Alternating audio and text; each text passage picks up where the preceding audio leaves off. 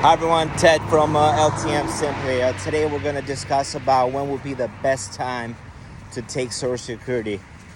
One of the individuals that reached out to me, we were discussing about it. And this individual was within a year or so to retirement. And one thing about Social Security, there's so many good calculators out there. And I'm going to link below the SSA.gov tools, I think, is the website, and is an amazing calculator that you can calculate. But just to go any further when it comes to Social Security, it all depends as far as what is your index that you are entering throughout your career working. So if you are in your 40s or 50s, just live life. Don't put it in your mind that you're going to retire when you are 66 or 70 or 62.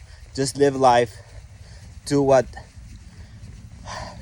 important to you. Do the things that matters to you, and then save a little bit.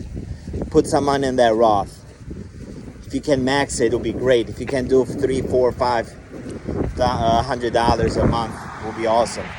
That way, when you get closer to that retirement age, if you are 62 and your body is shutting down and you don't feel like working 8 more years like the system tells you to do, then you can start withdrawing from that Roth, plus whatever you have of that employer 401 or 457 or pension.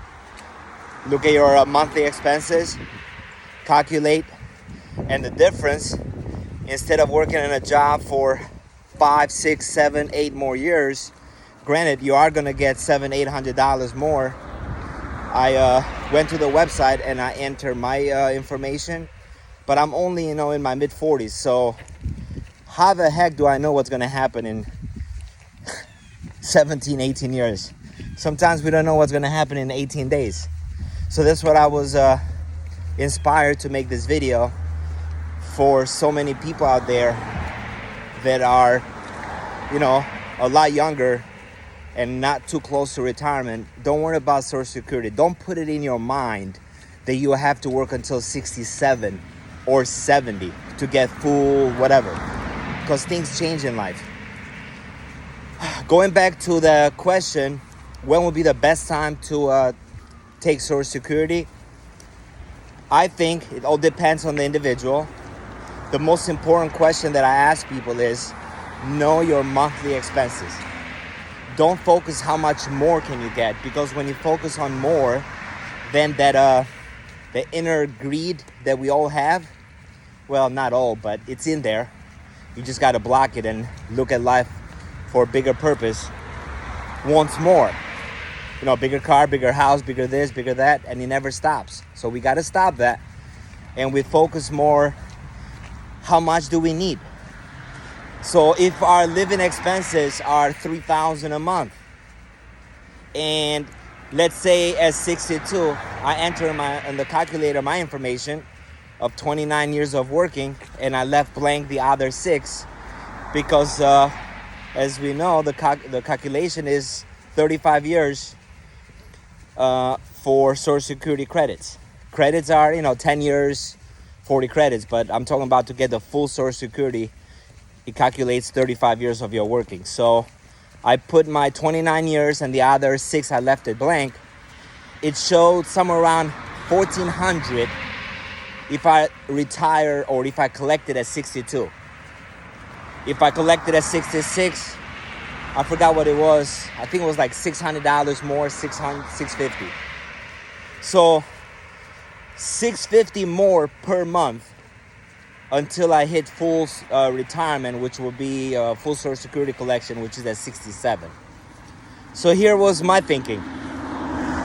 Again, I don't know what's going to happen in 18 days, but for me, my personal opinion, if I need $600 more, or if I'm going to stay in the crappy old job for $600 more per month, don't put that in your head thinking in 18 years, I have to work until 67. I have to work until I'm 70. I have to work, because sometimes we're doing things that we don't even know why we're doing it. It's just we're putting it in our head.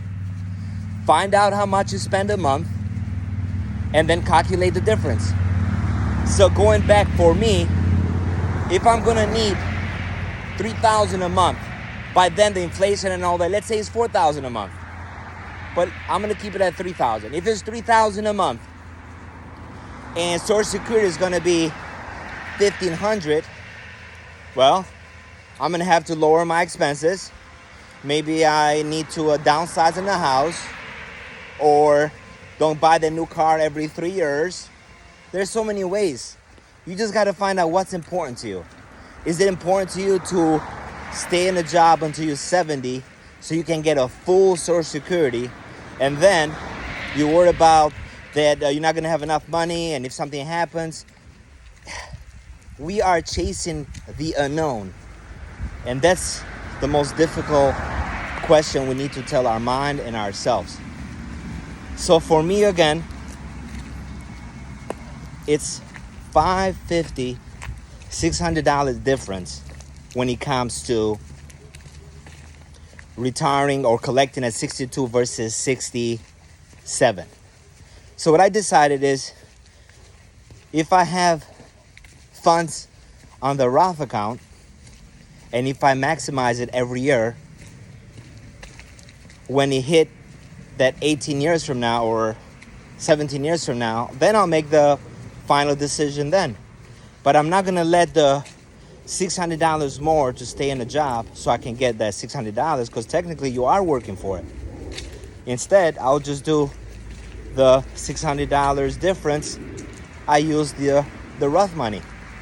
That's why for younger people now, instead of working and put in your mind you have to work more so you can get more, put some money in the Roth, do as much as you can.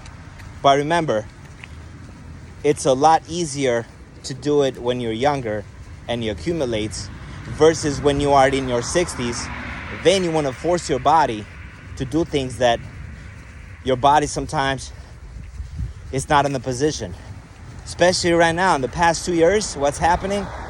Nobody was planning this. And now with this pandemic and all this craziness,